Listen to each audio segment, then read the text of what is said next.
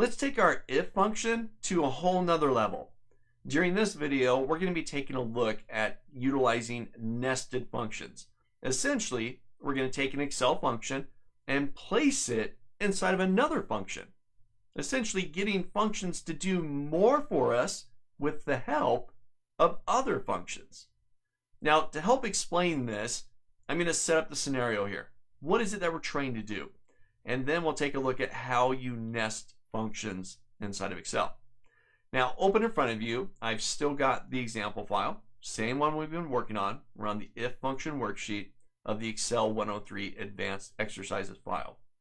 Now, inside of here, we have a column for bonus status. We just got done doing the goal. Was the goal met? Right? We used an if. And just to remind you, here's our if. If we had a test, and we had a true, and we had a false, right? That's your standard if. Now, I love ifs. I use them all the time, okay? It's great. You specify a test, a condition, you tell it what it should be looking for, and then tell Excel what to do if it's true and what to do if that test is false. Now, what if you have a scenario where you have multiple tests? I need to perform this test and this test and this test, and they all have to be true in order for, in this case, the salesperson to get the true part of the if. If one of those tests is incorrect, did not pass the test, then they get a false. So there's multiple conditions, multiple tests that I want to run. Well, with an if function, default, you can only specify one test. That's it. And we just did that. Right here inside was the goal met column, we specified the test. We said if F5 is greater than or equal to goal, to I2. One test. Well, in the bonus status, they have to do a couple things. In order for each salesperson to reach the bonus status, they had to, one, they had to have met the goal. That's one test. Then each week, they had to have made $8,000 or more. Get the goal, and each week, $8,000 or more. So now we got the goal, and we got 4 weeks. We have potentially 5 tests that we want to run to find out if they met the bonus. Now, I'm actually going to trim it down to 2, and I'll show you how I'm going to do that. But it's really 5 tests. We're going to display it as 2. In either case, it's more than one, so we can't just use the if function all by itself. So now we're going to bring in another function called the AND function. That's going to do a little bit of work for us. It's going to test each condition, and then it'll return the results from each condition to the if, whether all those conditions were true or one of them was false, and then the if can do the rest of the work for us. Now, before we do the nesting, let's take a quick peek at the AND function. So I'm just going to drop down to an empty spot on my worksheet, and I'm just going to type this in. I'm going to say equals and I'm going to open up a parentheses. Now, just to make it a little bit cleaner and to give us a little bit more information, I'm then going to go hit the little FX button. This will open up the argument window so I can see the AND arguments. So here's the AND. It checks whether all the arguments are true. These are the arguments. Right now, they've got 2 in there, but you can have up to 255 of them.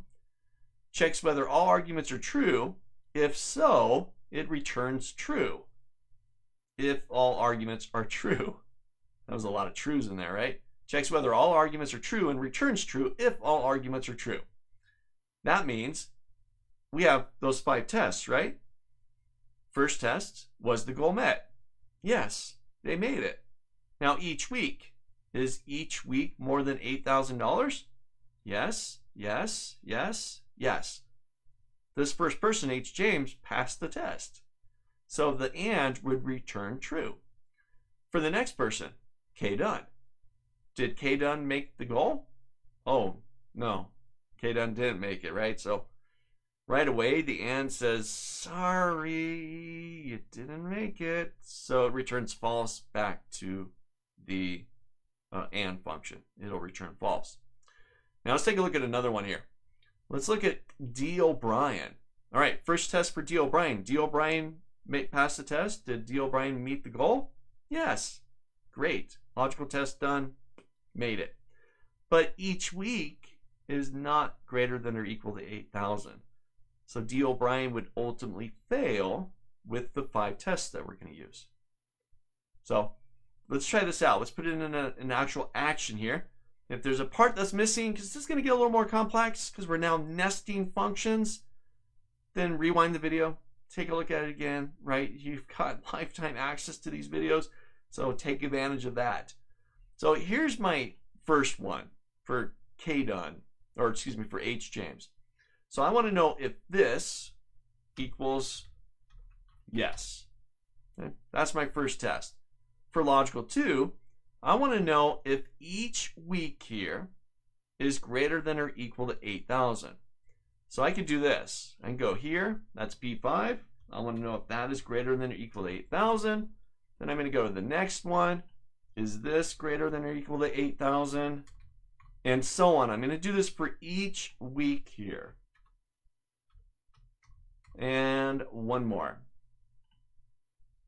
Greater than or equal to 8,000. All right, so this is for ℏ_James. And we can see here that each of the tests are true, so it returns a true. I hit OK, and there's my true. Now, I'm going to try this one more time, but I'm going to do it slightly different. Because what if I had 52 weeks of data? I don't have to go to each and every single little week and check to see if it's more than 8,000. So now I'm going to bring another function in to help me out. Here's the nesting. I'm going to say equals and open parentheses. My first test, I want to know if that is equal to yes. And I'm putting yes inside of double quotes, comma. Now if I hit the FX button here just to open up that window so we can see it a little bit cleaner, I'm going to go to logical 2. This time, rather than each individual week, I'm going to bring in the min function. Remember the min function way earlier in this course? I'm going to bring in min. I'm going to open up a parentheses. And the min function just wants to know the range of cells to find the minimum value from. So I'm going to go grab this range of cells here, B5 to E5. I'm going to close the parentheses. And I want to know if the minimum result of that range of cells, B5 to E5, is greater than or equal to 8,000. So now I don't have to spell out each and every single little week, right? What if you had 52 weeks, 100 weeks, right? This is so much faster. Find the minimum value from that range and compare it against the 8,000. I hit OK. I'm going to get the same results, but it's a much cleaner, a much more efficient formula, because I've nested a function within. All right, now once again, a lot of moving pieces inside there. Nail down the concept, right? Get an understanding of what is the and first, and then this concept of nesting, taking a function and placing it within another function to get it to do more for you. Now, we're not done here, but try this out. Just get a feel for it, make sure it works for you. Pause, rewind the video, whatever you need to do. And then the next one, we'll see it inside the bonus status, and we're going to do this nesting inside the if.